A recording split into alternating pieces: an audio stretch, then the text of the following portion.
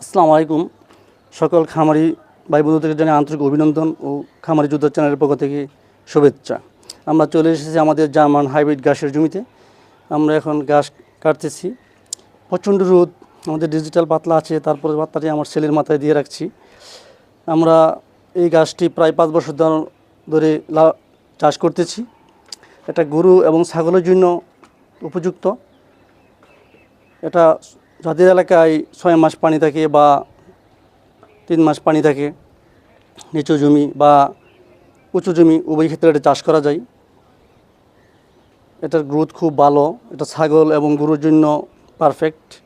আমরা প্রতি মাসে একবার আধা শুকনা গোবর ছিটিয়ে দেই এবং ইউরিয়া সার শতাংশ প্রতি 1 কেজি বা হাফ কেজি দেই। এতে ভালো একটা গ্রোথ আসে। এটা 3 থেকে 5 ফিট পর্যন্ত উঁচু হয়ে থাকে। এটা পানির সাথে তাল মিলিয়ে উঁচু হতে থাকে। আমরা এখন ঘাস কেটে বাড়ি চলে যাচ্ছি। সকালে একবার ঘাস কাটছি, একটু শর্ট ছিল, আবার